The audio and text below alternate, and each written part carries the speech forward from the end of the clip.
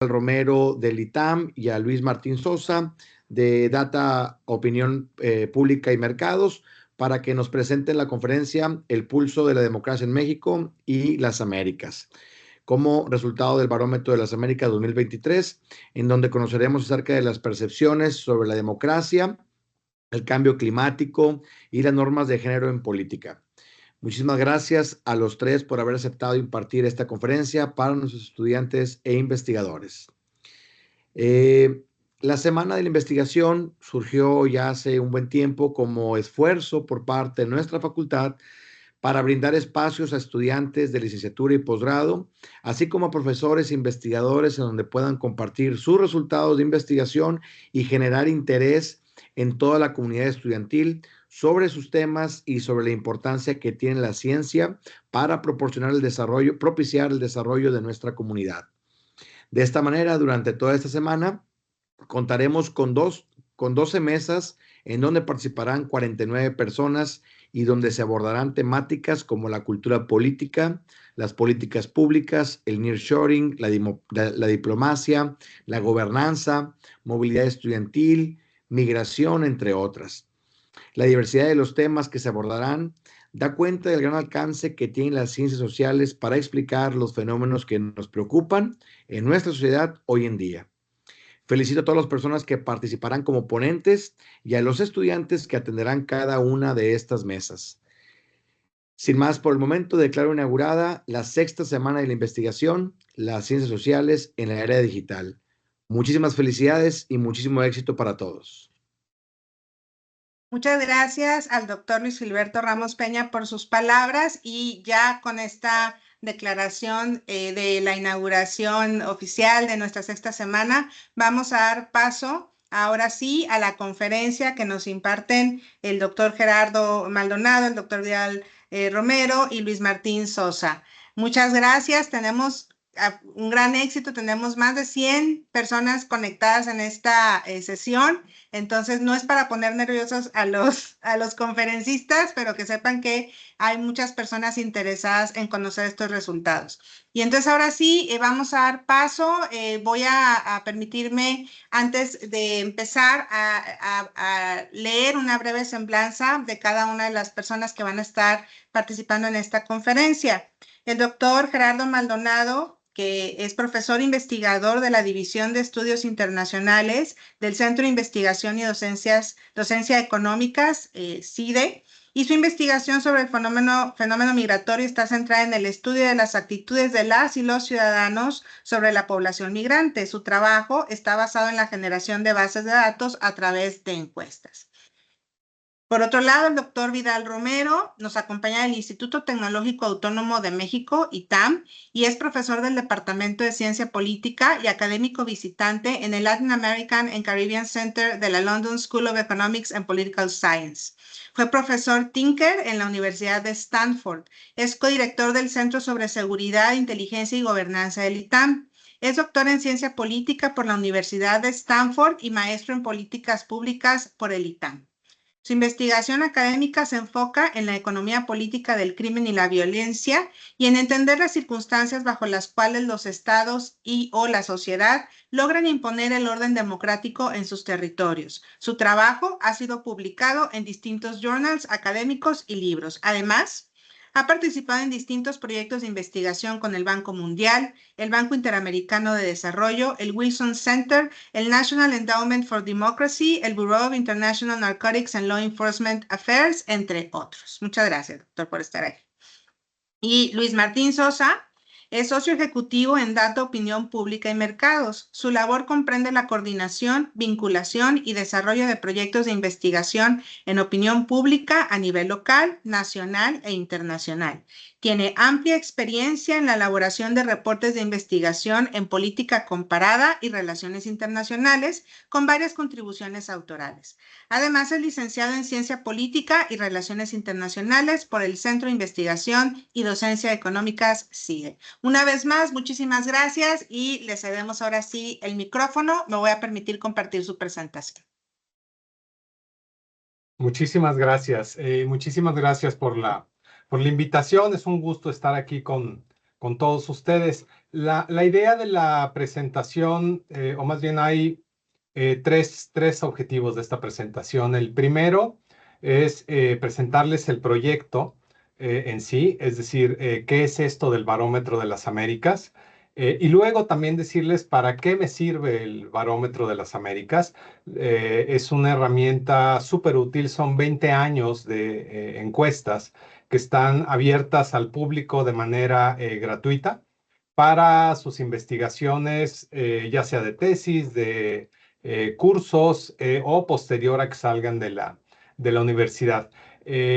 Y luego hay una parte, lo segundo ya es platicar sobre la parte de, digamos, de coyuntura, es decir, de los hallazgos de la encuesta de 2023 para México. Mis compañeros, Gerardo Maldonado y Luis Sosa, les platicarán ya sobre la parte de análisis de estos resultados. Y tercero, pues también es interesante y supongo que en la parte de preguntas y respuestas, ahorita yo hablaré algo, pero creo que es un tema importante, pues también platicaremos un poco de metodología, ¿no? Es decir, de cómo le hacemos para recabar estos datos, cuál es la validez de estos datos y cómo han ido mejorando a través del tiempo. Este proyecto, si podemos pasar a la siguiente. Eh, este proyecto lo lleva a cabo la Pop Lab, que está establecido en la Universidad de Vanderbilt en estos momentos. Y es un centro que se dedica a investigar la opinión pública. La opinión pública desde distintos puntos de vista y enfocado geográficamente en Latinoamérica, pero el proyecto que vamos a ver abarca más, es decir, el proyecto están todos los países del continente, si mal no recuerdo, excepto Cuba. Ahorita mis compañeros me corregirán si me estoy equivocando. Pero incluso en contextos complicados como Haití o Nicaragua está presente el Barómetro de las Américas. Y es literalmente un laboratorio. Es decir, si ustedes tienen la oportunidad de ir a la Universidad de Vanderbilt, a las oficinas de la POP, pues lo que tiene es personal muy capacitado, tanto investigadores senior como estudiantes, sobre todo de doctorado, que están en el programa de ahí de la universidad, tratando de mejorar todo el tiempo el cuestionario, tratando de ver por qué unas respuestas parecen distintas en un país que en otro. Se imaginarán el reto que es implementar un cuestionario desde el fraseo, el muestreo, en 26 países distintos, ¿sí? Entonces, pero de todo esto vamos aprendiendo, ¿sí? Y van aprendiendo quienes están en el laboratorio. Si vamos a la siguiente, gracias. Eh, tenemos la muy buena suerte, digamos, y esto es como contexto, de que para el continente americano hay dos familias de encuestas. Esta es una, el Barómetro de las Américas. La otra es el Latinobarómetro, que también seguramente han escuchado hablar de ella. Ambas encuestas tienen puntos interesantes. El Barómetro de las Américas tiene algunas virtudes como que se aplica en todo el continente, el latinobarómetro solo en algunos países, no en todos. Por ejemplo, Estados Unidos y Canadá no están incluidos en el latinobarómetro. Esta serie tiene, como les decía, 20 años. Empezó en 2004 la primera encuesta, no en todos los países, pero sí en muchos de los países del continente. Y se realiza usualmente cada 2 años, a veces cada 3, etcétera. Entonces ya es una serie, pues creo que son 10 rondas ya, ¿sí? Sí, entonces ustedes van a tener 10 encuestas para cada país del continente, con las que pueden trabajar. La implementación, como les decía, pues es complicada, ¿no? Por ejemplo, la encuesta se implementa en 8 idiomas, en casi todos los lugares, por las características de las poblaciones en el continente. Todavía seguimos pensando que cara a cara, es decir, hacer la entrevista cara a cara, a diferencia de hacerla por teléfono o por algún mecanismo vía una aplicación de internet, todavía nos da resultados más válidos, es decir, que estamos midiendo lo que decimos que estamos midiendo, de quién estamos diciendo que lo estamos midiendo, y con dos excepciones que ahorita vamos a ver para el continente, ¿no? Los datos de las encuestas son representativas a nivel nacional. En la gran mayoría de los casos hay regiones para los países que también son válidas por el diseño de muestreo. Y también el diseño considera el estrato de urbano-rural, es decir, ustedes pueden inferir a partir de estas divisiones.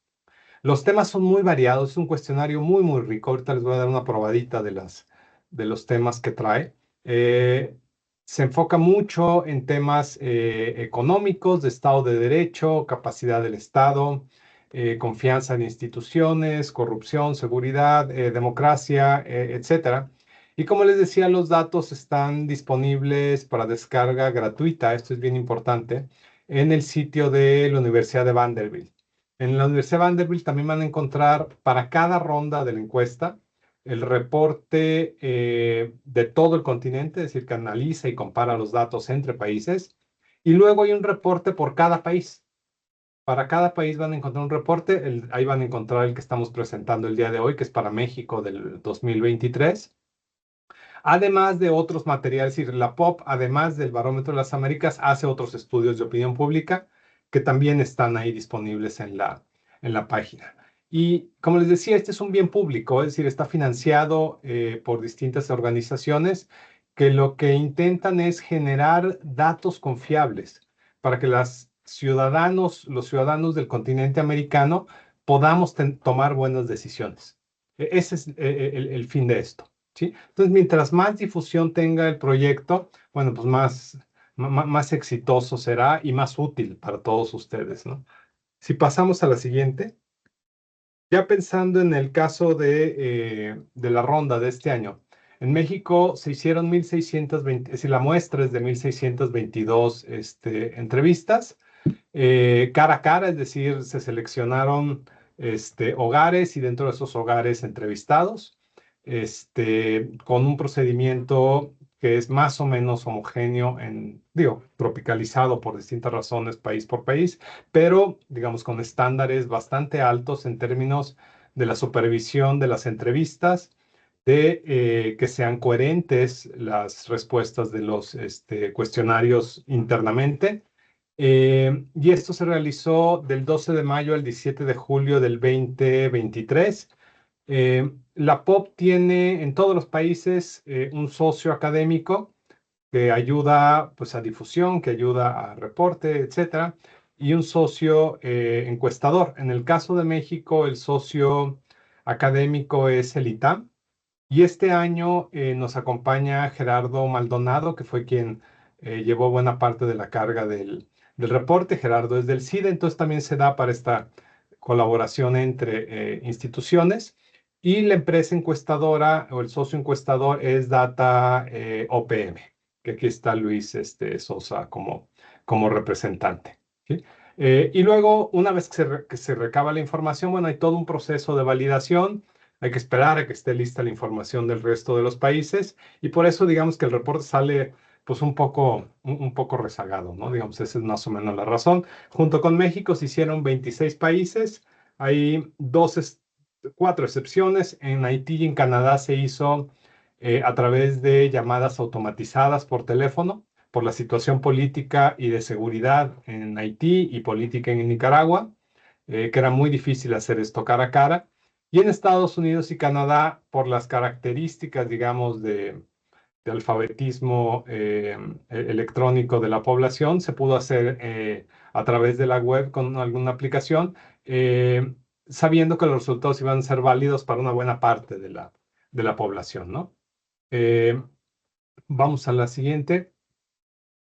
Esto es una pruebita y verán ahí letritas muy chiquitas. Y no son todos, pero son buena parte de los temas que contiene el cuestionario. Yo los invito a que entren a la página de la POP, que le den una revisada y bajan los cuestionarios. Los cuestionarios están en inglés, en español. Ahí pueden bajar las bases de datos para que vean todo lo que existe. Y también hay una referencia a qué preguntas se repiten en qué ronda desde 2004, ¿sí? Hay un core, digamos, de preguntas que se han hecho siempre, que son bastante numerosas, y luego otras pues que van cambiando porque pues van cambiando la sociedad, los temas, las coyunturas, etcétera, etcétera, etcétera. ¿Sí? Pero bueno, esto les da una idea de lo rico que es esto en términos de datos para su investigación. Una vez que entren, si vamos a la siguiente, en la página, digamos, este es un ejemplito de lo que pueden sacar. Si se fijan, aquí hay la posibilidad de seleccionar las preguntas específicas, seleccionar para qué país y para qué ronda del cuestionario, y luego les da ahí un gráfico que, digamos, son digamos, hechos en Tableau y ustedes lo pueden importar para sus trabajos. Nomás acuérdense de dar las referencias y los créditos cuando hagan esto.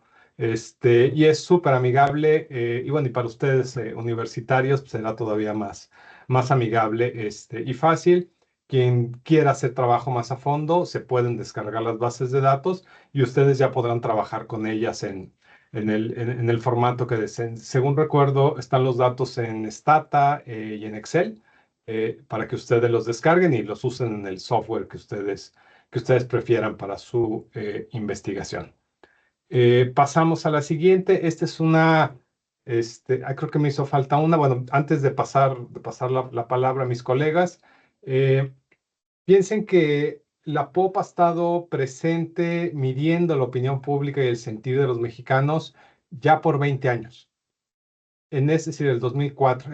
El 2004 es cuando ya gobernaba Fox, digamos, ya había pasado la transición. Entonces, digamos que tenemos una muy buena fuente de datos para contar la historia de la transición en México, de las varias transiciones que hemos ya tenido. Recuerden, llegó el PAN, repite el PAN, llega el PRI, la 4T y otra vez la 4T. Y podemos meternos a hacer, digamos, como trabajo de entender por qué han sido esos cambios. Es decir, qué llevó a la población de moverse de la izquierda a regresar al PRI, un partido que por 70 años se robó las elecciones y sin embargo decidimos que debía volver al poder, y luego irnos a la izquierda. ¿Sí? Buena parte de los votantes decidieron que ese era un mejor camino y lo refrendaron en este año. A pesar de pues, problemas de desempeño, problemas de ataques a la democracia, etcétera, aún así obtuvo una buena cantidad de votos. Estas encuestas nos ayudan a entender por qué, ¿sí? ¿Por qué? Y también pensando prospectivamente, pues, ¿qué puede pasar? ¿Qué puede pasar no solo en términos de quién gana y quién pierde, sino en términos de las instituciones del país, en términos del comportamiento cívico y democrático de los ciudadanos? Y ahorita mis colegas, Gerardo y Luis, le entrarán ahorita más a fondo a varios temas específicos. Primero empezará con actitudes democráticas en México, participación comunitaria, y luego Luis hablará sobre violencia, experiencias con la violencia y confianza en instituciones. Entonces, les cedo la palabra a mis colegas para seguir con la presentación. Si quieren, pasamos a la siguiente slide. Y al final, pues aquí estamos listos para responder preguntas y seguir platicando sobre este instrumento. Muchas gracias. Gracias, Vidal. Es al revés. Empiezo yo, después Gerardo continúa, pero muchas gracias por la presentación. Muchas gracias a la doctora Gabriela Mata, al doctor Luis Gilberto por recibirnos, por la presentación. Muchas gracias sobre todo a todas y a todos ustedes que hoy se conectan. Estaba viendo más de 130 personas hace ratito, entonces pues me da mucho gusto que podamos tener este espacio de diálogo sobre todo, ¿no? Nuestra intención es presentar un recurso que consideramos de sumo valor como insumo para sus propias investigaciones y que como tal, en ese sentido, tiene pues mucho valor, ¿no? Entonces, preparamos esta pequeña presentación para poder introducirles brevemente a todo el mundo que en realidad la POP contiene por sí mismo y pues bueno, para que sepan, ¿no? Para que sepan todo lo que está a su disposición en esta plataforma. Recordando en primera instancia que a final de cuentas estamos en lo que se denomina como el ciclo de la información, ¿no? Y como tal, esta es una beta de información buenísima que ustedes pueden aprovechar y que está a su disposición, ¿no? Empezando con un poco el sentido de este reporte que hoy venimos a presentar. Hablaremos entonces de las actitudes democráticas de México, siempre pensando en comparación o insertándonos en la conversación regional, ¿verdad? Que a final de cuentas es la enorme ventaja que tiene la POP, que todo lo podemos ubicar en el plano nacional y en su contexto regional latinoamericano. Entonces, muchas gracias y podemos continuar con la siguiente diapositiva, por favor. Aquí comenzamos a ver cómo es que se ha mantenido o modificado la opinión sobre la democracia en la región latinoamericana en los últimos 20 años, ¿no? Como mencionaba Vidal, hace un momento ya tenemos 20 años, 10 olas de encuesta que se han levantado en todo el continente y que entonces nos dan una mucho mejor idea de las tendencias y de las actitudes de la población latinoamericana y cómo se modifican, sobre todo con el paso del tiempo, ¿verdad? Muchos movimientos, muchos eventos modifican estas tendencias y en este caso lo que podemos identificar es que, pues bueno, con una tendencia ligera hacia la baja, tanto la satisfacción con la democracia como lo que denominamos el apoyo a la democracia se han movido, como les digo, ligeramente hacia la baja en estos últimos 20 años en la región latinoamericana. Específicamente nos interesa saber que a pesar de que la democracia tenga problemas, es mejor que otra forma de gobierno. ¿Usted está de acuerdo o en desacuerdo con esta frase, no? Y el gráfico muestra el porcentaje que respondió que está de acuerdo con esta aseveración, ¿no? Es decir, quienes apoyan a la democracia como la forma más óptima de gobierno a pesar de sus problemas, ¿no? En cada país. Y en una segunda instancia, la satisfacción la medimos preguntando, ¿usted diría que está muy satisfecho, insatisfecho o muy insatisfecho con la forma en que la democracia funciona en el país? Y lo que estamos midiendo o aglomerando es el porcentaje de satisfacción, es decir, quienes respondieron satisfecho o muy satisfecho, ¿no? Entonces, lo que estamos viendo aquí es esta pequeña tendencia de ambos indicadores hacia la baja en este periodo de los últimos 20 años en la región latinoamericana. Siguiente, por favor, para ubicar qué es lo que está pasando en México específicamente. En México, como podemos ver, comenzamos con un 70% de apoyo a la democracia y alrededor de un 55% de satisfacción con la democracia hace 20 años, en 2004. Entonces, ubicándonos temporalmente, espacialmente, estamos hablando del primer, digamos, el primer trienio de la era democrática nueva, con el nuevo siglo y el cambio de gobierno hacia el PAN, ¿verdad? Y esta satisfacción y este apoyo a la democracia fue disminuyendo paulatinamente hasta tocar fondo en 2016, la administración de Enrique Peña Nieto. Pero a partir de entonces, lo que hemos visto es que en México ha habido una recuperación exponencial, sobre todo, si vemos aquí, en el apoyo a la democracia como, les recuerdo, la mejor forma de gobierno. Asimismo, la satisfacción alcanzó un punto, si alcanzan a ver, por debajo del 30% de satisfacción con la democracia en 2016 y hoy, en este último reporte que le estamos presentando, 2023, alcanza el 60% de satisfacción con la democracia. Es decir, podemos hablar de que en México la población en general está tanto satisfecha con el desempeño actual de la democracia como a favor de la democracia como la mejor forma de gobierno, a pesar de sus posibles temas, ¿no?, que pueda tener. Continuamos, por favor, para poder ver cómo se ha modificado esto en América Latina, estas tendencias, ¿no? Entonces, comparando con la medición inmediatamente anterior, 2021 versus 2023, lo que podemos observar es que en la mayoría de los países la democracia, o el apoyo a la democracia más bien, se ha mantenido medianamente estable y ha disminuido ligeramente en América Latina, ¿verdad? México, como pueden ver ahí en medio de sus pantallas donde está una flechita, MX dice, en 2021 tenía 63% de apoyo a la democracia, en 2023 tiene 62%. Entonces hubo una disminución, pero del 1% respecto al año anterior. Esto no es una disminución severa, no como podemos ver en muchos otros países que experimentan disminuciones un poco más severas, ¿no? Por ejemplo, Uruguay, que sigue estando hasta arriba con el mayor apoyo a la democracia en la región, pero que bajó del 80 al 75%, es decir, 5% en el lapso de 2 años, ¿no? El apoyo a la democracia. Continuamos, por favor, para ver cómo se ha modificado la satisfacción con la democracia, ¿no? Un indicador mucho más volátil, como podemos ver, donde en 2021 en México solamente había 50% de satisfacción con el estatus democrático del país. Y en 2023 vemos que creció 11%, 61% en 2023 reporta estar satisfecho o satisfecha con la democracia, ¿no? Un cambio mucho más elevado, perdón, 60%, no 61%. Podemos ver el cambio en Costa Rica, es similar, de 52 a 61%. En Uruguay de 69 a 82%. En Ecuador, por ejemplo, lo que podemos ver es una disminución severa de 56% al 26% de aprobación o satisfacción con la democracia en su estado actual en el país, ¿no?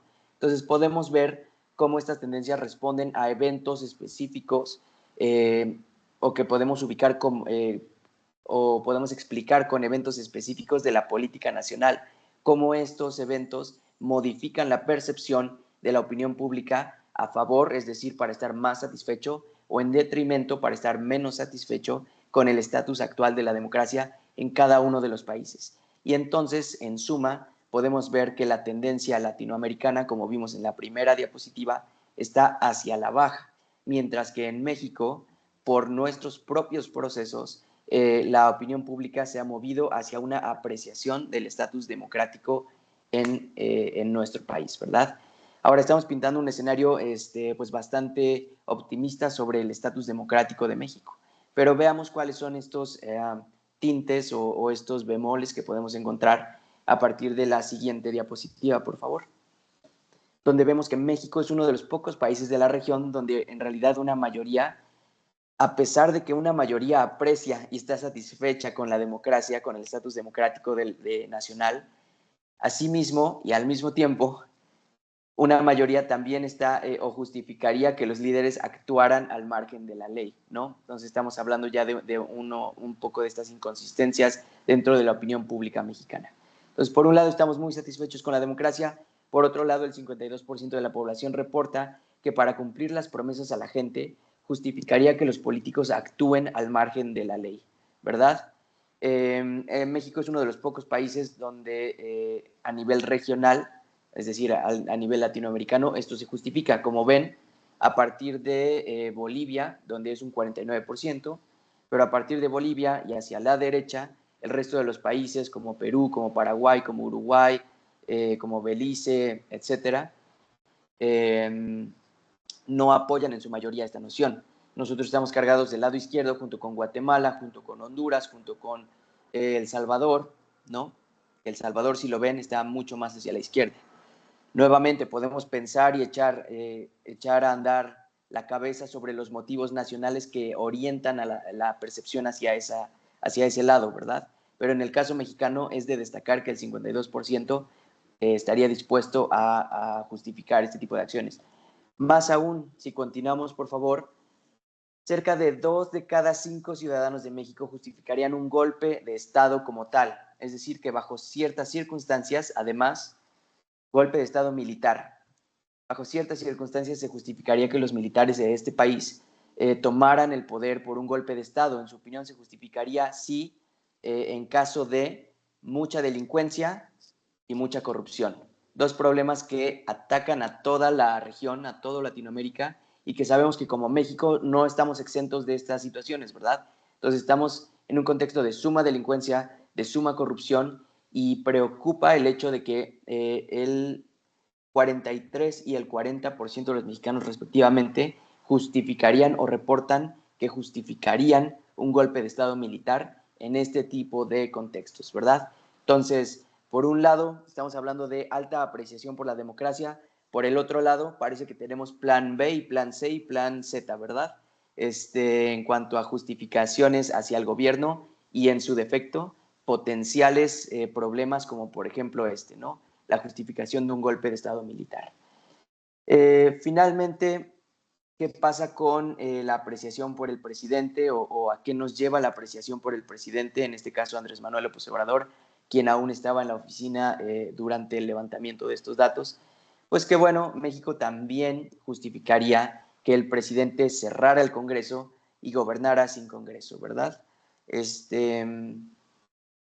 La buena noticia es que el Congreso le pertenece a la presidenta actualmente, entonces no hay necesidad, creo, de que cierre el Congreso. Pero bueno, básicamente nos habla un poco de estas inconsistencias, como les mencionaba, ¿no? México es de los pocos países que estaría de acuerdo en una mayoría con esta noción, ¿verdad? En cambio, podemos ver cargado hacia la izquierda, como por ejemplo en los Estados Unidos, como en Canadá, como incluso en Colombia, pues bueno, esta noción no gana mucha popularidad, ¿verdad? Y nosotros estamos mucho más cargados del lado de, como les mencionaba hace rato, de Guatemala, de Honduras, de El Salvador, respecto a las facultades que estaríamos dispuestos o dispuestas a darle a nuestra presidencia, ¿verdad? Como les mencionaba, en este caso fue pensando en Andrés Manuel López Obrador. Interesante saber qué pasará o cómo se modificará ya con la figura presidencial de Claudia Sheinbaum, pero básicamente, pues bueno, queríamos compartir este tipo de nociones, ¿verdad? Continuamos entonces con la participación comunitaria que ha reportado la gente en esta última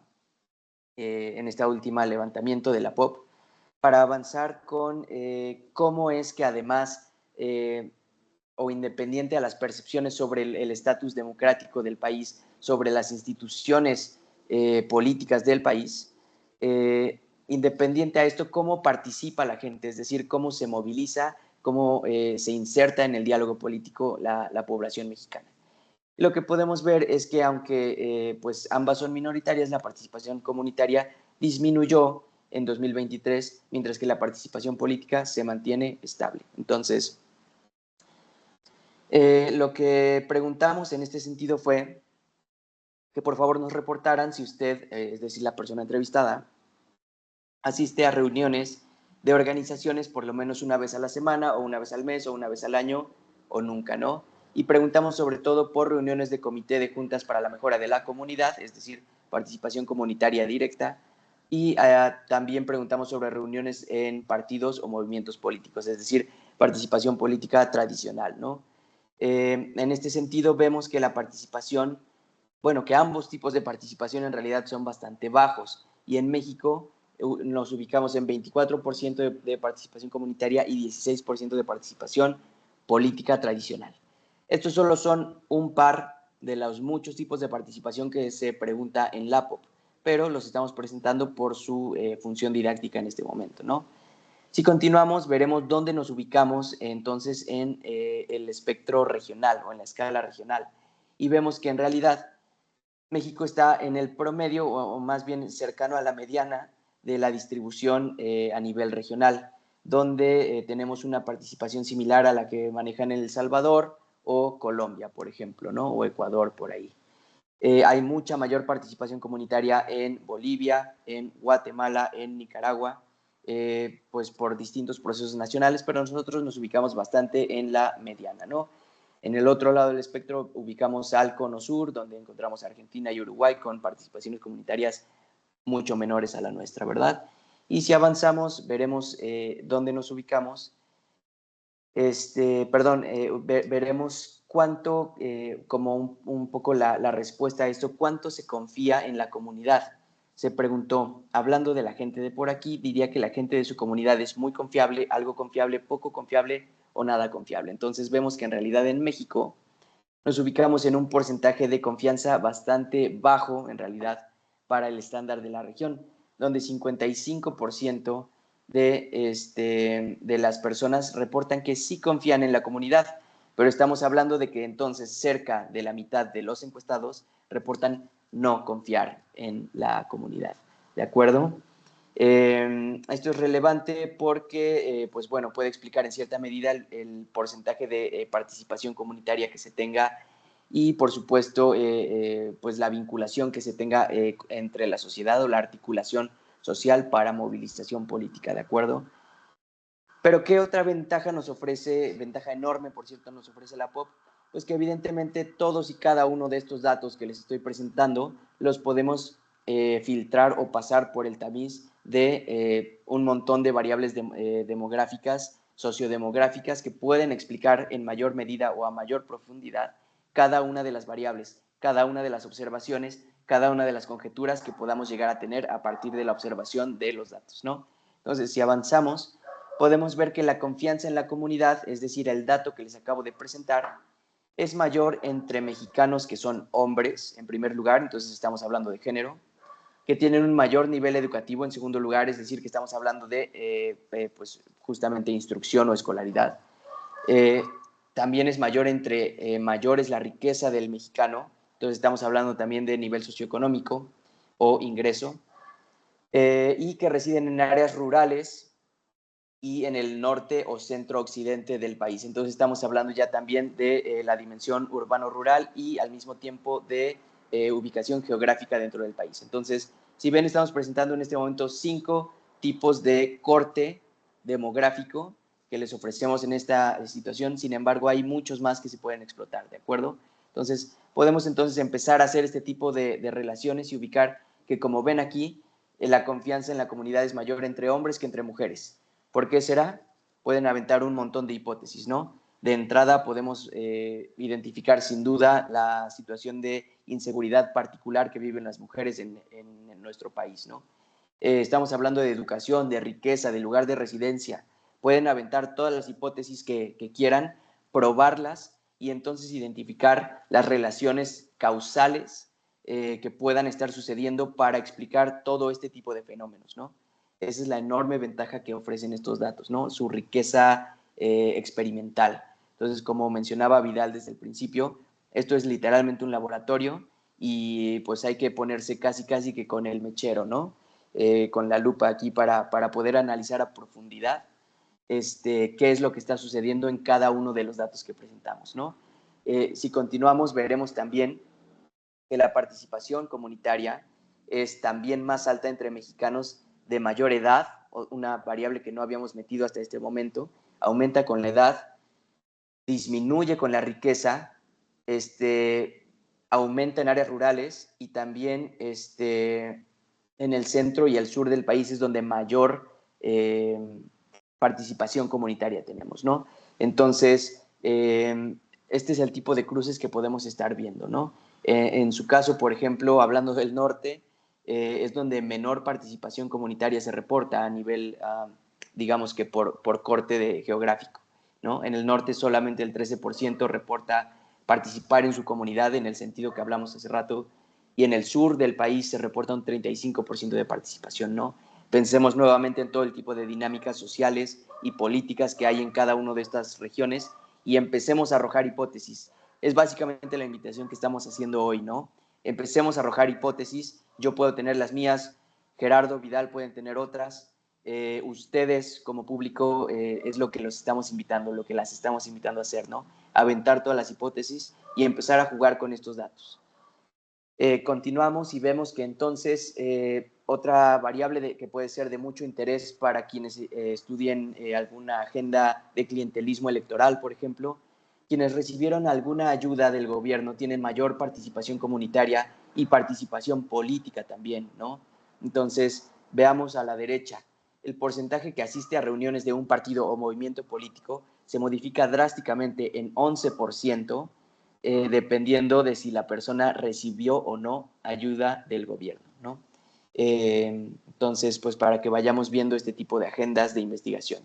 Finalmente, de mi parte, en la última diapositiva, la siguiente diapositiva, dice: los mexicanos que votaron en las elecciones federales de 2018 también reportan mayor participación comunitaria, vinculado a también lo que ya habíamos visto, ¿no? Conforme avanza la edad, también incrementa la propensión a participar en la comunidad y participar políticamente, ¿no? Entonces, esta variable también ayuda muchísimo a explicar, pues por supuesto, tanto la participación comunitaria como la política, ¿no? Entonces, pues bueno, eso es básicamente lo que teníamos preparado sobre estatus democrático y sobre confianza en la sociedad. Avanzamos hacia violencia, experiencias y percepción y confianza en las instituciones, que presentará Gerardo Maldonado, autor en realidad de estos 3 capítulos del reporte, Y pues bueno, lo dejo para que avancemos con la presentación. Gracias. Hola, muchas gracias. Aprecio, quiero empezar por ahí, no solamente en general a la Universidad Nacional a la Universidad Autónoma de Nuevo León, específicamente a la Facultad de Ciencias Políticas y Relaciones Internacionales, y quiero mencionar no solamente el apoyo que hemos recibido y la buena apertura, porque además creo que no me equivoco diciendo que esta es la presentación más numerosa que hemos tenido del reporte hasta ahora, y aprecio mucho el trabajo que han hecho la doctora Gabriela Mata, la doctora Alma Saldierna, y también la primera invitación que aceptó el doctor Carlos Muñiz a trabajar y a presentarles estos datos. Lo digo de verdad, estoy muy contento y muy agradecido por la oportunidad. No me extenderé demasiado, más bien para darles oportunidad utilizando eso, la semana de investigación, para saber si alguien tiene más dudas. Como han dicho muy bien Vidal, esto es un laboratorio con el que se puede trabajar y que además Luis ha enfatizado incluso algunas de las posibles hipótesis. Ahora, ya Luis les adelantó dos de los temas importantes que nosotros encontramos en el levantamiento de 2023. Por un lado, en términos de las actitudes políticas, específicamente las actitudes democráticas, también en el ámbito de la participación comunitaria que tanto las personas involucran y dentro de sus comunidades, en contraste incluso con una participación más de tipo político. Déjenme terminar con dos de los resultados más interesantes en 2023. Uno que tiene que ver con la propia violencia que hay en el país, y otro con la confianza en las instituciones. Para hablar sobre la violencia, esta primera gráfica me sirve bien para poner el contexto de los resultados que vamos a ver a continuación. Esta es la típica gráfica donde hay preguntas de qué cosas o cuál es el problema más grave que perciben los individuos en el momento del levantamiento. Como ustedes pueden ver acá, hay dos o tres temas importantes. En primer lugar, si se fijan, hace 20 años y por un tiempo, una mayoría relativa de las personas encuestadas les parecía que la preocupación era principalmente económica, es decir, que el tema estaba en la economía. Después, durante 2014-16, hubo un momento en el 19, si se ven, donde el problema estaba asociado a la seguridad, pero me gustaría fijarnos, que se fijen ustedes en el resultado del último levantamiento de 2023. Y en este caso, como pueden ver, una mayoría relativa de la población en el momento en el que se hizo esta encuesta decía que el o el problema más grave eran aquellos asociados a la seguridad. Después, una tercera parte mencionan que son problemas relacionados con la economía, un porcentaje mucho menor, digamos, otros temas, y la política es rara vez encima del 10 o el 20% de la población que considera que los problemas están asociados a ello. Es decir, que en el momento en el cual se levantaron estos datos, por lo que diré a continuación, hay una mayoría de la población que cree que el problema es un asunto de seguridad, pero ¿qué hay detrás o asociado a este problema de seguridad y específicamente con la violencia? La siguiente, por favor. Lo que nosotros preguntamos son dos cosas relacionadas con la victimización. Una, la experiencia directa en términos de la violencia, es decir, si las personas han sido violentadas por alguna forma de delincuencia. Y otra manera que les voy a presentar ahora, si más bien si las personas más bien se sienten inseguras, es decir, la percepción sobre la propia seguridad. En términos de la victimización, como ustedes pueden ver, en el levantamiento de 2023 lo que ocurrió, si nos fijamos en términos de 2016, fue una disminución del porcentaje de personas que nos dijeron que fue víctima de un delito. Es decir, tan solo una cuarta parte de la sociedad fue víctima de algún tipo de delito, por lo menos hasta 2023. Es posible, con los datos que tenemos, que a lo mejor esto podría aumentar en un siguiente levantamiento. Adelante. Ahora, en términos de cuál es la percepción sobre la inseguridad, acá hay dos datos que creo que vale la pena mencionar. El primero, como ven también ustedes, por lo menos entre 2019 y el levantamiento de 2023, ha habido una disminución en el porcentaje de personas que tienen una percepción de inseguridad, es decir, aquellos que se sienten inseguros en el barrio. Y el otro dato es que también si se fijan, hay un porcentaje mucho mayor de personas que dicen sentirse inseguras que respecto a las que han sido victimizadas. Es decir, mientras solo el 26% de la población se dijo victimizada en 2023, más bien el 43% de las personas se sienten inseguras en el barrio. Otro dato que creo que vale la pena rescatar es que si ustedes ven, de hecho, pueden hacer ese contraste entre la victimización y la sensación de inseguridad respecto a datos más bien de registros administrativos de violencia que suelen utilizarse, por ejemplo, homicidios, ustedes verán, de hecho, que esas mismas tendencias, por lo menos en los últimos 20 años de homicidios, suelen coincidir con también qué tanto las personas han sido victimizadas y qué tanto se sienten inseguras. Es decir, que estos movimientos y estos datos corresponden bastante bien a la realidad, por lo menos en términos más de hechos que han sido registrados. La siguiente, por favor. Ahora, ¿qué tanto vemos si están relacionadas o no la inseguridad con la propia victimización? Y en la siguiente gráfica vemos que sé que es cierto que la inseguridad está asociada con la victimización, pero no necesariamente todas las personas que se sienten inseguras han sido victimizadas.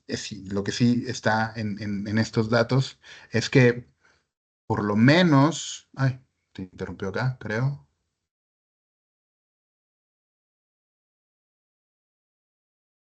Sí, se dejó de compartir en general. Ah, vale, me espero un segundo, no pasa nada.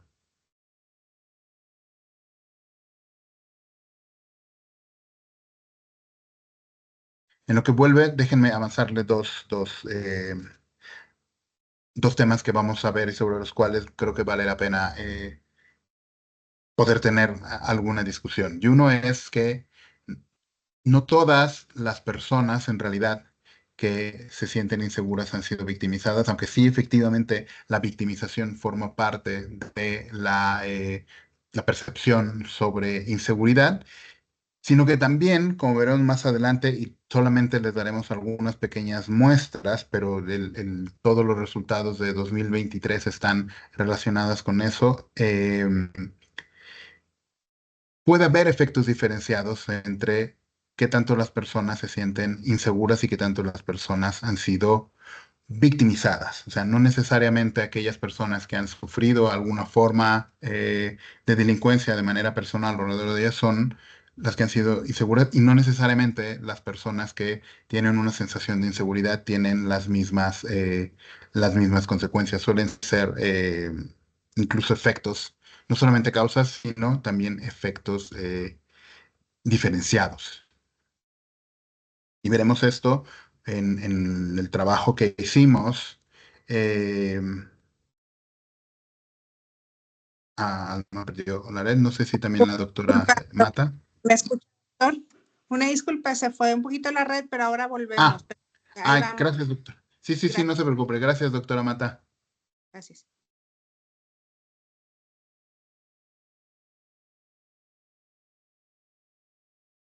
No sé si en esto alguien quiere aprovechar y tener alguna pregunta sobre lo que en lo que se conecta, alguna pregunta sobre lo que llevamos presentado.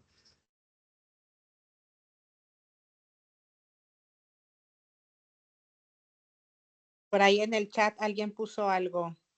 Ok, voy a ver. Sí. Súper. Ok. Vale, sí, muchas gracias de Andrea Pérez Robledo. Dice, sería interesante ver si al final de la administración actual, con su agenda de paridad de género, incremento o disminuye la confianza en el gobierno o la variable de género entre los estados. Yo tengo la hipótesis de que las mujeres desconfían más que otras mujeres. Yo tengo la hipótesis de que las mujeres desconfían más que otras mujeres en posiciones de liderazgo. Yo creo, a ver, Andrea, Abigail, gracias por la pregunta. Yo creo que la hipótesis eh, es válida. Sí hay algunas, como veremos más adelante, algunas variables sociodemográficas en donde la variable o la característica en términos de género suele ser explicativa. Dos cosas, adelanto en eso. En términos del, por lo menos de los datos de 2023, la variable de género no fue estadísticamente significativa para explicar l- la confianza en las distintas instituciones que nosotros estudiamos, pero al igual que tú, sí creo que es posible que en un siguiente levantamiento del APOP, ya teniendo a la doctora Sheinbaum como presidenta, es posible que sí veamos algunas diferencias de género, sobre todo en términos de el propio desempeño, porque además algunas de estas variables, digamos, están eh, filtradas o matizadas por cuál es la percepción que se tiene de las mujeres en el ejercicio de las posiciones de liderazgo, no solamente en términos políticos como tenemos ahora, sino incluso también económicos, y que eso después tiene una consecuencia en la propia confianza en las instituciones. ¿Y por qué lo adelanto? Como veremos más adelante, muchas de las variables que explican y condicionan la confianza institucional tienen que ver con el propio desempeño del orden político. Si en este caso está encargado, digamos, por una mujer, es posible que eso se vuelva una variable importante. Y ahí lo presentó Luis, ¿vale? Súper. Gracias, Luis. Ay, muchas gracias, Luis, por presentar. Estamos ahorita. Súper. Si te mueves a la siguiente, puedo seguir entonces. Muy amable, muchas gracias. Súper, gracias Luis. Bueno, como les contaba hace ratos, no todas las personas que se sienten inseguras han sido victimizadas, pero sí es cierto que una de las razones por las cuales las personas se sienten inseguras tiene que ver con la victimización. Es decir, entre las personas inseguras, el 62% fueron personas victimizadas, pero hay un 36% que no fueron victimizadas y que de todos modos se sienten o que tienen inseguridad en vivir en el barrio en el que están. Ahora, ¿cómo se relaciona esto, como les decía, con otras posibles variables? Adelante. Por ejemplo, en la siguiente gráfica, como lo vimos hace rato, y Luis les habló y les presentó datos sobre la satisfacción y el crecimiento de la satisfacción con la democracia durante el último gobierno, pues en esta gráfica lo que podemos ver es que, de hecho, la satisfacción con la democracia tiene que ver justamente con la violencia. Es decir, si ustedes ven acá, las personas que fueron victimizadas, solo el 45% se siente satisfecho con la democracia versus el 65% que no fue victimizada, o las personas, casi la mitad, el 59% que dice sentirse inseguro, también solamente esos se sienten satisfechos con la democracia. En cambio, aquellos que se sienten seguros, el 69%. Es decir, que en buena medida también la satisfacción con la democracia, aunque aumentó, tiene que ver con experiencias de victimización. Y si vemos, recuerden que también hacia 2023 tanto la victimización como la inseguridad disminuyeron, y entonces las personas, digamos, pudieron sentirse más satisfechas con eso. La siguiente, porfa. Ahora, ¿qué tanto se relaciona esto con la confianza en el ámbito judicial? Que no les debe extrañar porque la importancia de este tema. Y acá lo que estamos viendo es que, por ejemplo, la confianza que las personas dicen tener en que el sistema de justicia pueda funcionar, eso está también determinado tanto por la victimización como por la percepción de inseguridad. Es decir, aquellas personas que fueron víctimas de la inseguridad y que se sienten inseguras en su barrio son personas que además tienen mucho menos confianza en el sistema judicial, que de por sí, si se fijan, ya es una confianza relativamente minoritaria dentro de la población en México. La siguiente, por favor. Ahora, ¿qué tanto se relaciona esto con la confianza que las personas tienen en que el propio sistema judicial castigue a los culpables? Y aquí, en general, también es una confianza baja, pero también depende especialmente de la victimización. Es decir, entre aquellas personas que no han sido victimizadas y que sí fueron victimizadas, ven que hay casi 20 puntos de diferencia si hicieron victimizadas. Es decir, que obviamente quienes fueron victimizadas tienen mucho menos confianza en que además se castigue a los culpables. También hay una brecha, una separación entre aquellos que se sienten seguros e inseguros. Los inseguros tienen mucho menos confianza, pero digamos no es tan dramática o pronunciada como en el caso de la victimización, lo cual creo que tiene que prender las alarmas en términos de que hay quienes han sido victimizados. Es posible que no crean que además los culpables de esto vayan a ser castigados por el sistema de justicia. La siguiente, y con esto termino en la parte de violencia, es que tanto en realidad esto está relacionado con la confianza en la policía. De nuevo, como ven ustedes acá, es una confianza bastante baja, pero también las personas que han sido víctimas del delito y quienes se sienten inseguras, es decir, la experiencia con la violencia y la percepción sobre la violencia, también es una de las causas de por qué hay una confianza tan baja en la policía. Entonces, para cerrar esta sección, no solamente bajaron, por lo menos en el último levantamiento, la victimización y la percepción de inseguridad, aunque hay un mayor porcentaje de personas que se sienten inseguras de aquellas que han sido victimizadas, y además esto resulta que está relacionado con esas primeras actitudes democráticas que nos presentó Luis. Ahora, déjenme centrarme, y con esto voy a cerrar mi participación, en qué tanto, en dónde está la confianza de las y los mexicanos en distintas instituciones de nuestro sistema y de nuestro orden político. La siguiente, empecemos por cosas más generales. ¿Qué tanto las personas se sienten orgullosas, tienen respeto o creen que deberían apoyar al propio sistema político? Como ustedes pueden ver, durante algunos años, por lo menos entre 2004, 2006 hasta 2016, había cierta tendencia a la baja de estas actitudes mucho más generales o más de legitimidad del propio orden político. Algo que, como ven en este caso, a partir de 2019, del levantamiento de 2019, es decir, ya con el gobierno de Andrés Manuel López Obrador, aumentó el porcentaje de personas que dicen sentirse orgullosas del sistema político, que además tienen respeto por las instituciones y que deberían apoyar el sistema. Y de hecho, si se fijan, en el último año es un porcentaje bastante minoritario de estas tres actitudes. Es decir, que en el momento del levantamiento, la legitimidad del apoyo general hacia el régimen político es ampliamente mayoritario dentro de la sociedad mexicana.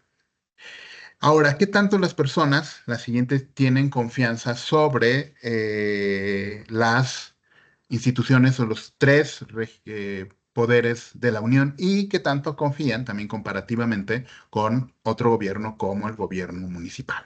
Y acá, como ustedes pueden ver, más o menos, sobre todo la confianza en la Suprema Corte, la confianza en el Congreso, tienen alguna estabilidad, más menos la confianza en el Congreso, pero lo más destacable acá, vean los movimientos que ha tenido la confianza en el presidente. Si se fijan, entre 2008 y 2016 la confianza en el presidente cayó desde el 60% hasta solo el 20% en 2016. Y después viene un crecimiento abrupto, dramático, sorprendente, a 2019, de nuevo con la llegada del presidente López Obrador, en una gran mayoría, por casi 70% de la población, y sí en 2023 el 70% de la población dice confiar en el presidente de la República. Después, lo curioso es que la confianza en las otras tres instituciones, es decir, tanto en el Congreso de la Unión, en la Suprema Corte de Justicia y en la Municipalidad, la confianza está dividida. Es la mitad de la población dice confiar en estas tres instituciones y la otra, casi la otra mitad de la población dice sentir alguna o desconfiar de estas instituciones. Déjenme decir y adelantarles que de hecho no solo la institución con mayor confianza dentro de la sociedad mexicana es el presidente, sino incluso, aunque es cierto, como veremos, que casi todas las instituciones aumentaron un poco los porcentajes, por lo menos de 2021 a 2023, la más importante fue el crecimiento en la confianza en el presidente, que además está asociada con otras instituciones.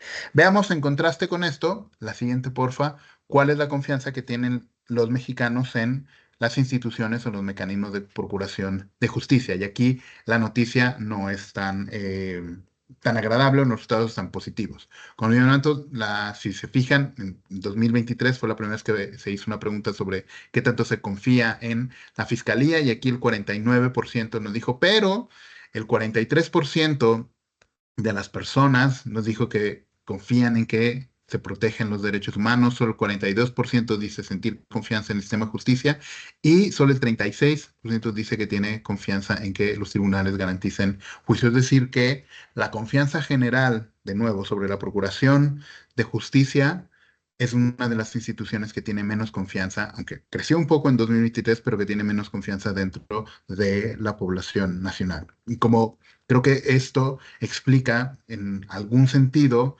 cuál es la, déjenme decirlo así, la base social que está detrás o que permitió el tipo de reforma judicial que se acaba de aprobar en el Congreso de la Unión.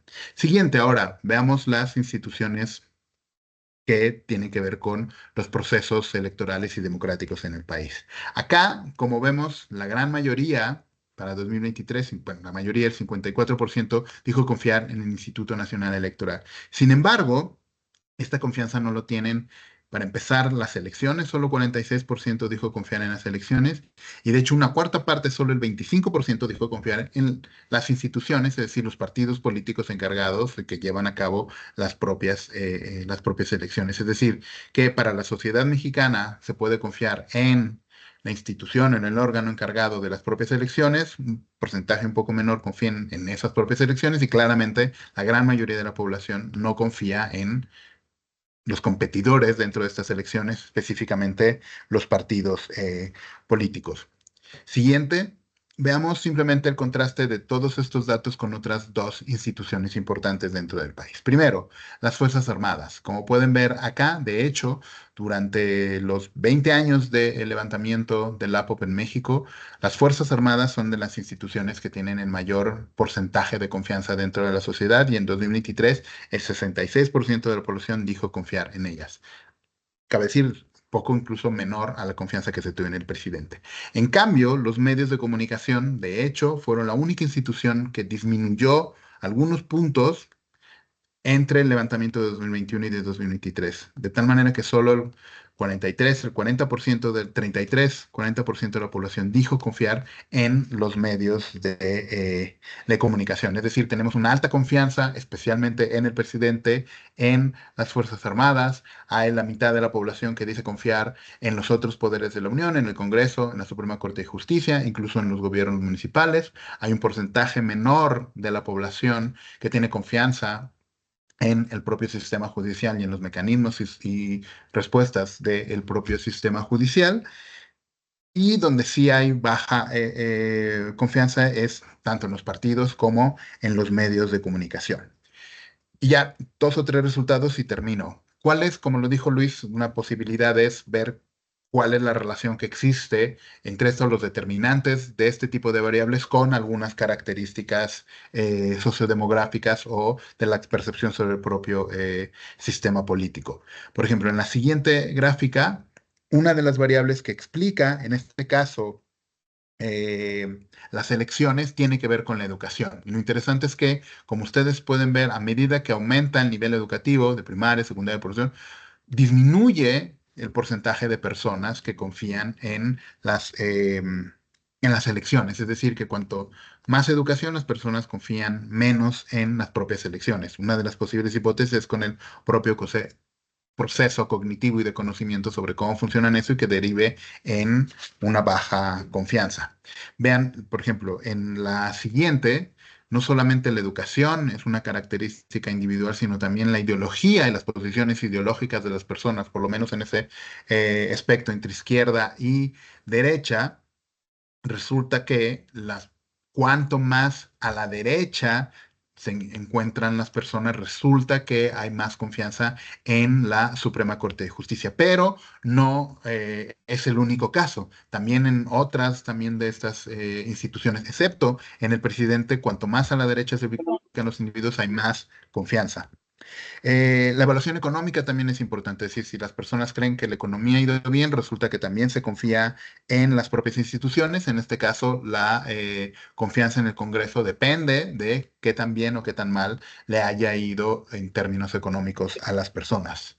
Y por último, para cerrar y relacionar con el anterior, vean cómo en realidad la confianza, por ejemplo, en la municipalidad también está asociada con la percepción de seguridad. Es decir, cuanto más seguras se sienten las personas, también aumenta la confianza en el propio gobierno municipal. Es decir, con esto cierro esta parte. Es decir, la confianza puede ser una actitud social muy profunda y que tenga que ver con procesos de socialización y de verdad, o más bien que la confianza sea una actitud más bien en términos de desempeño. Y lo que nosotros nos encontramos en 2023 es que la confianza suele estar más asociada en términos de desempeño, es decir, las personas confían en las instituciones en tanto están dando resultados en términos de economía, en términos de seguridad, en términos del propio desempeño del gobierno, con algunos toques, digamos, obviamente en términos de procesos cognitivos, y lo interesante para este levantamiento que también tiene que ver con la posición ideológica.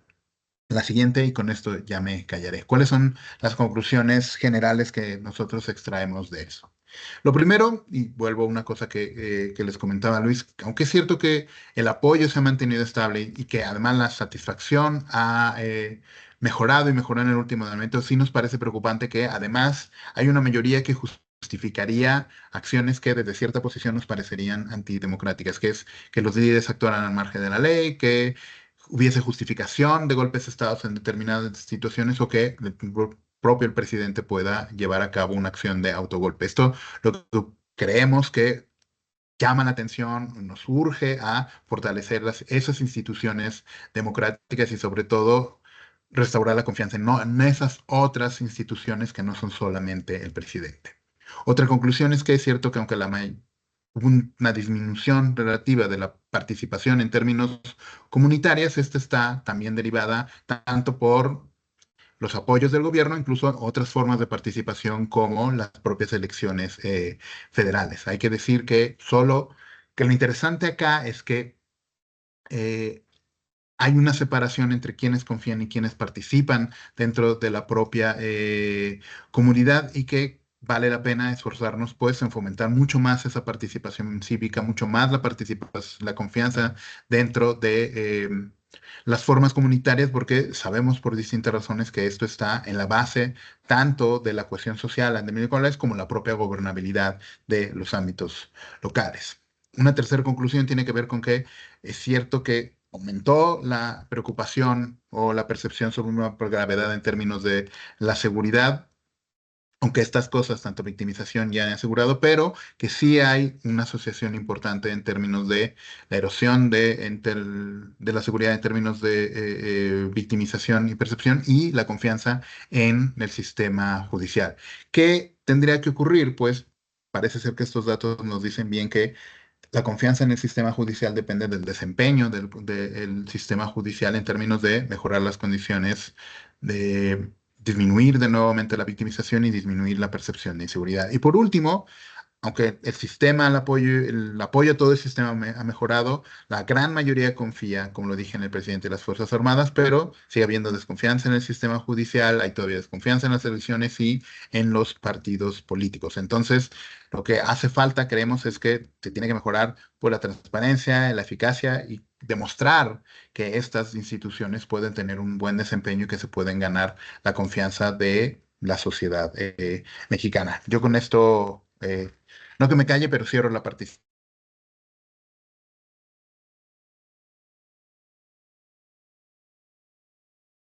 Pues muchísimas gracias. ¿Sí me escuchan? ¿Sí se escucha? Sí, Ah, yo quería hacer una pregunta, doctora. muchísimas gracias, claro que sí. Pues vamos a pasar a preguntas y respuestas, y ya que tiene la doctora Leida Núñez su manita levantada, pues Gracias. adelante, doctora. Sí, gracias, muy amable, doctora Gaby. Sí, para el doctor Gerardo, nada más, yo tenía una duda.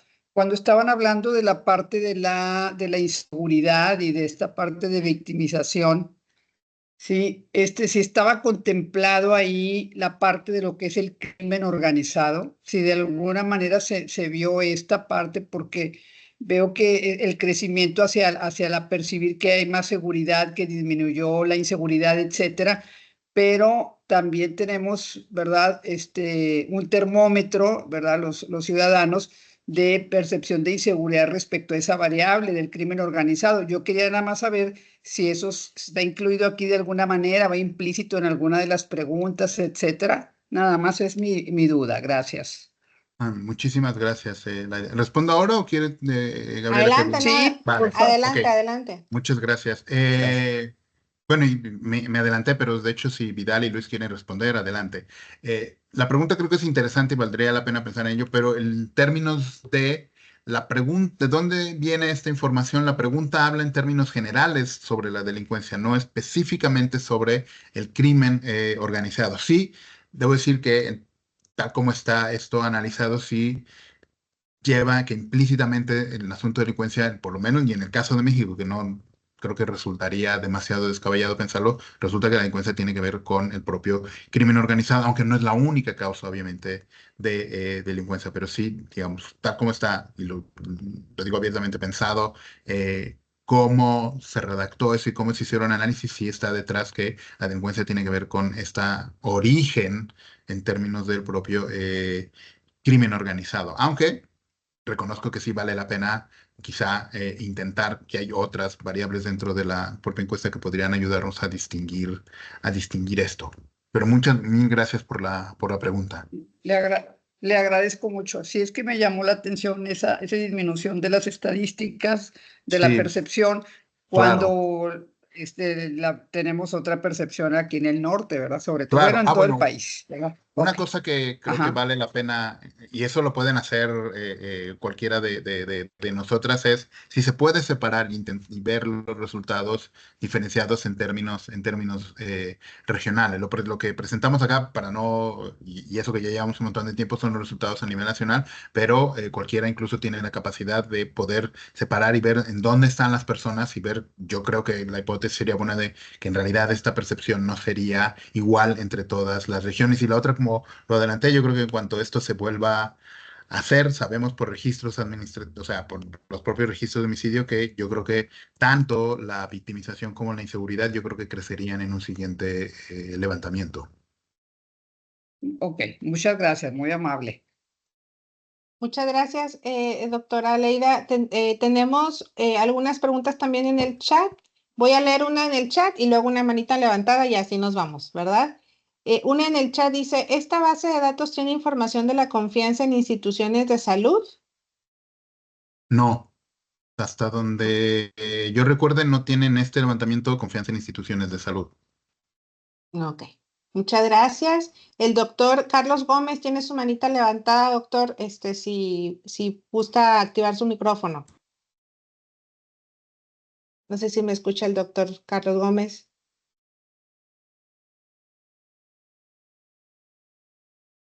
Y a lo mejor tiene por ahí. Buenos días a todos. Ahí está, buenos días. Sí, muchas felicidades a la institución que nos ilustran mucho sobre la circunstancia actual tan importante en nuestro país y desde luego a los expositores que y desmenuzarnos el instrumento tan valioso que puede constituir ese conjunto de encuestas y trabajos Se a le va el percepción de la audio. ciudadanía. La pregunta que yo quisiera hacer es de los atributos que en la propia encuesta hacen de la cultura política, porque parecería Se pierde el audio en la parte importante, participación ¿verdad? ciudadana. ¿Sí? ¿Me Doctor Carlos, escuchan? no sé, ¿sabe qué? Se pierde un poquito su audio, doctor. Sí. No sé si, a ver si puede volver a plantear su pregunta, a ver si lo escuchamos mejor. Si desean, yo dejo mi lugar y hago un planteamiento por escrito. Ah, bueno, sí, es que se corta bastante y no le entendimos. Pero sí, aquí yo leo su pregunta si nos la postea, doctor. Por favor. Muchas Sí, gracias. no hay problema. Gracias. Discúlpenos, doctor. Doctora Xochitl Arango tenía la manita levantada, pero no sé si...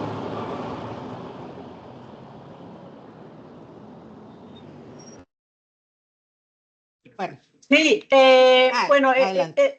es un planteamiento a ver qué tan eficaz puede ser en términos de plantear cuáles serían los principales sesgos al hacer las mediciones en los diferentes países, por ejemplo, debido a que son contextos diferenciados. Esa sería la pregunta. Sí, si quieren la Gracias. contesto. Hay varios tipos de sesgos que se pudieran presentar, que van desde el fraseo de las preguntas y el uso de ciertas palabras que son comunes en algún país, pero no en otro. Otro tiene que ver con el diseño de muestras que pueden hacer más probable que un segmento de la población esté en muestra y en otro no. Y estos son elementos que tiene ya varios años estudiando la POP. Y en general, cuando se detecta un sesgo, se trata de corregir, digamos, para la siguiente ronda.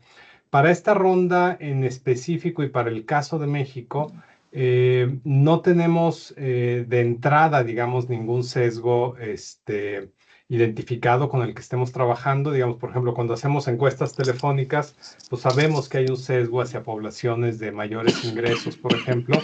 En el caso de esta ronda no tenemos identificados sesgos posibles, aunque sí, pues obviamente hay hipótesis, ¿no? Por ejemplo, cada vez está siendo más difícil en México entrevistar tanto en lugares de zonas económicas altas, porque son zonas ya cerradas, hay un guardia a la entrada que no deja entrar a las viviendas o a los departamentos. Y sesgos del otro lado de la escala socioeconómica, en donde zonas muy peligrosas y los entrevistadores, digamos, las empresas que coordinan la encuesta, pues no quieren arriesgar a sus entrevistadores, ¿no? No es algo masivo, digamos, que pueda generar diferencias graves, pero sí son cuestiones ahí identificadas, ¿no? Y luego ya entre países, pues imaginarán que hay una diversidad de condiciones impresionantes. La POP, como les digo, tiene estándares bastante altos en términos de cómo se deben aplicar las entrevistas. Tiene registros electrónicos en casi todos los países.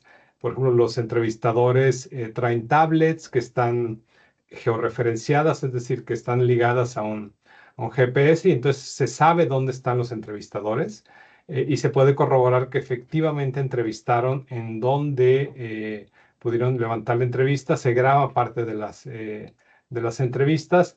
Entonces, digamos, esa parte de errores no muestrales, que es lo que ya sucede en el campo, pues como que hace mucho énfasis la POP en esto. Obviamente siempre se puede ir algún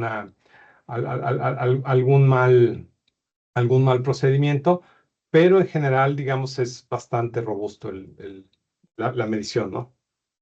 Por este Muchas trabajo, digamos, gracias. como de mejora continua, ¿no? Sí, muchas gracias. Muchas gracias.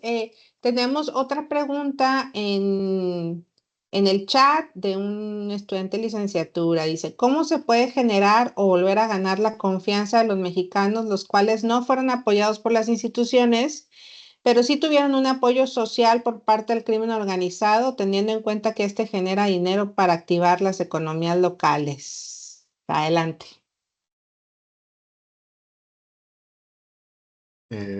A reserva de lo que pueda responder Vidal, que es más experto en el tema que yo, déjenme aventurar. ¿Cómo se puede hacer?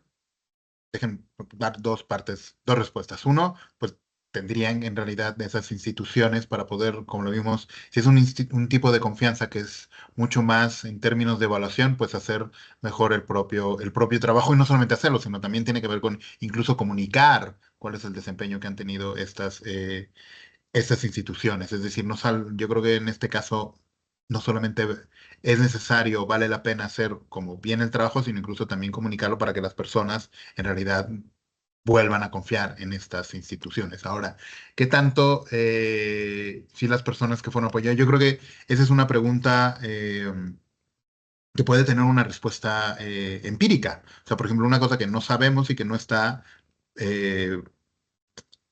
puesto en el cuestionario del APOP, y yo creo que no lo he visto, de hecho, en ningún otro cuestionario, es si las personas reciben apoyos del crimen organizado.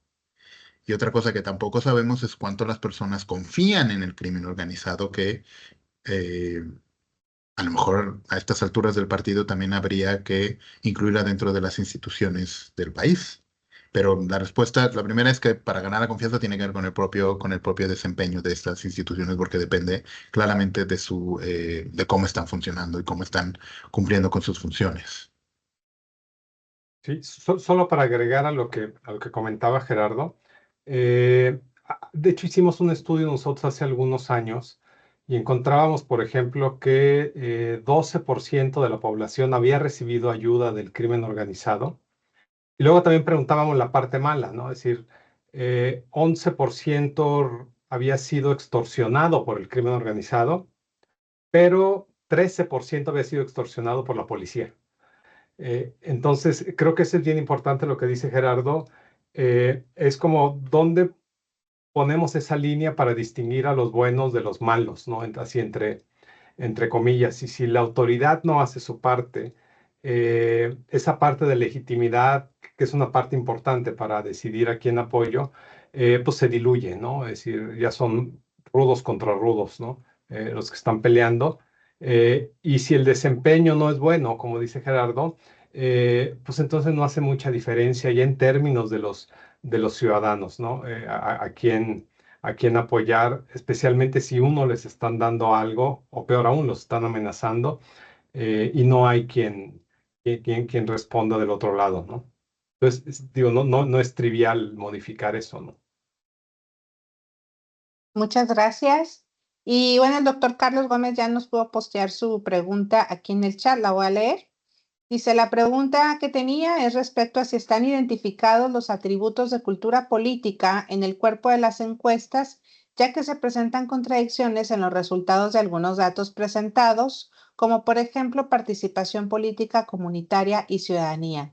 Mucho explicaría, en mi opinión, una cultura parroquialista. No sé si alguien quiere. Vale, la primera parte de la respuesta es sí.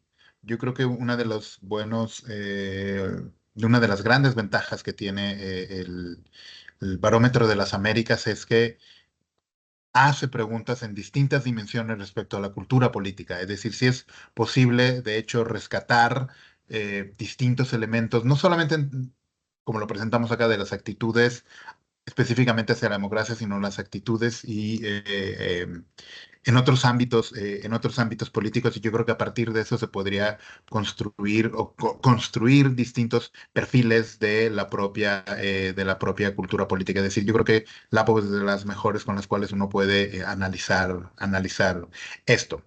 Segundo, una de las partes también más interesantes y divertidas, incluso me atrevería a decir, de trabajar con este tipo de resultados es que pueden parecer contradictorios. Es decir, así como simplemente, o sea, que las personas se sientan ciudadanas, pero que además participen poco en la comunidad y que participen poco en la política, podría parecer contradictorio, pero yo creo que en realidad abre una pregunta de investigación mucho más importante. Es decir, ¿por qué las personas en realidad participan poco sintiéndose ciudadanas? Yo creo que una de las hipótesis sí tiene que ver con esa vieja explicación en términos de Amon y Verba del tipo de cultura mucho más parroquial, pero en realidad me estoy adelantando una cosa que cualquiera de nosotros a nosotros puede responder con los propios datos. Así que hay bastante información para hacerse estas preguntas y también para responder estas preguntas. Pero no sé si me deja algo ahí, Luis o Vidal. Sí, solo agregar que este tipo de instrumentos, digamos, el POP, pero cualquier otra encuesta, nos ayuda a como repensar un montón de conceptos que teníamos en nuestra cabeza sobre qué es la democracia, qué es eso de cultura cívica, etcétera, etcétera, pero pensarla más como de abajo hacia arriba, es decir, cómo se estructura algo que una persona común y corriente considera democrático. a diferencia de lo que nosotros, digamos, que hemos estudiado el fenómeno, pues lo consideramos pensándolo como de arriba hacia abajo, ¿no? Y luego esperar que la gente se conforme a esas categorías que nosotros pensamos, y en la mayoría de los casos no sucede así.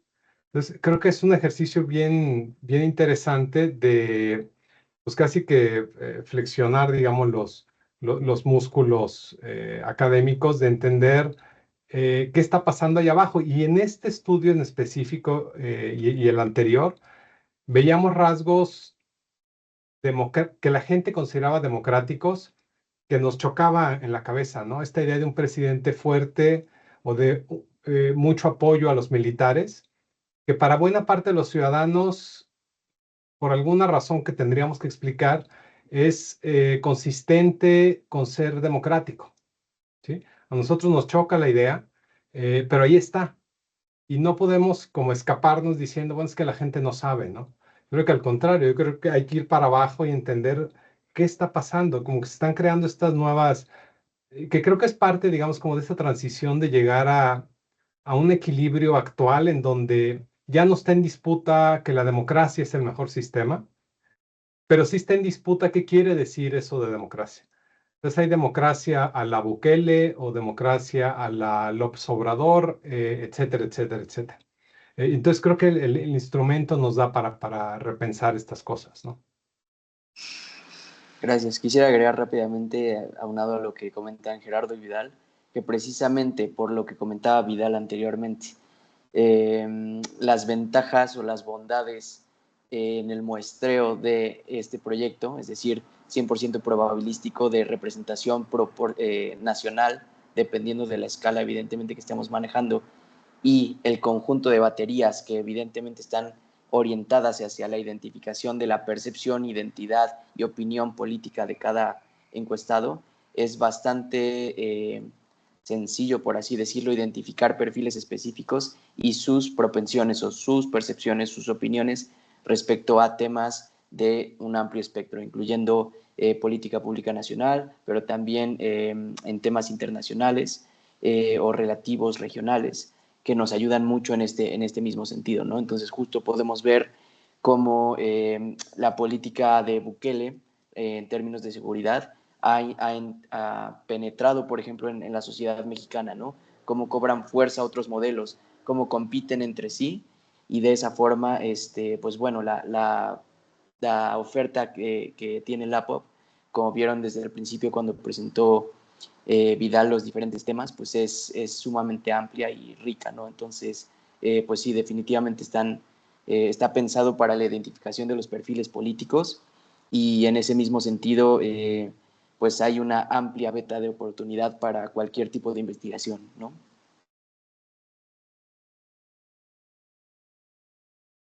Perfecto, muy bien. Pues tenemos una preguntita más, y vamos cerrando, ¿cómo ven? La pregunta es, buenas tardes, ¿cuáles consideran que son los factores principales que influyen en los niveles de participación política en la región? Adelante. Bueno, ahí yo creo que depende, para empezar, no hay factores que afecten necesariamente a todas las formas de participación. Es decir, no es lo mismo porque las personas acuden a las urnas a votar, porque participan en una protesta pública o porque se acercan eh, a las propias autoridades locales o federales o porque participan en una campaña política. Yo creo que mi primera respuesta es depende, o sea, del tipo de participación sobre la cual sobre la cual quisiéramos centrar. Pero sí hay algunas características individuales que suelen estar asociadas a eso. Es decir, para que las personas para que las personas puedan participar, pues no es en automático que esto ocurre, y para muchos es incluso tener que molestarse en invertir algo o de tiempo, o de dinero, o de capacidades cognitivas para poder participar. Es decir, lo que sí sabemos es que aquellas personas que tienen más recursos suelen participar más en unas formas que otras. Un asunto que es muy determinante en esto es la educación. Sabemos que a medida que aumentan los niveles educativos también suele aumentar la probabilidad o la propensión de las personas a participar. La edad también es un determinante importante, donde los jóvenes suelen participar menos, es decir, que a medida que aumenta la edad también suele participarse más. Pero también hay condicionantes en términos de actitudes más generales, es decir, las personas que tienen más interés en estos temas o que se sienten mucho más eficaces en poder influir en la propia política son aquellos que participan. Y, de hecho, con los propios resultados de la POP sabemos que tanto el nivel de educación como el nivel de eficacia suelen ser bastante bajos. Yo creo que lo cual explica que hay formas de participación que no tienen un alto porcentaje. También es importante, por ejemplo, que algún tipo de participación esté asociada, por ejemplo, con si las personas pertenecen o no a determinadas asociaciones. Incluso la participación política está determinada por la propia participación, la propia comunitaria, pero... Volveré a la primera parte de mi respuesta y es que depende de qué tipo de participación nos interese para saber cuáles son esos factores. Perfecto. No sé si el doctor Vidal o Luis tengan algún otro comentario. No, ya nada más. Gracias. Gracias a ustedes, pues con esto llegamos al final de esta presentación. Agradecemos muchísimo a los tres, al doctor Gerardo Maldonado, al doctor Vidal Romero y a Luis Martín Sosa por esta presentación que nos realizaron, y agradecemos mucho a las personas que nos acompañaron también en esta transmisión. Muchachos de licenciatura, los que están aquí para poder hacer constancia de su presencia, de su asistencia, perdón, ahorita les mandamos el formulario y muchísimas gracias, de verdad. Y que tengan excelente día todos y todas. Muchas gracias. Doctora Maca, muchas Hasta gracias. luego. Gracias a todas y todos. Hasta luego, a sus órdenes. Gracias, felicidades a todos y a todas. Gracias, doctor. Gracias. Tengan buena tarde. Gracias.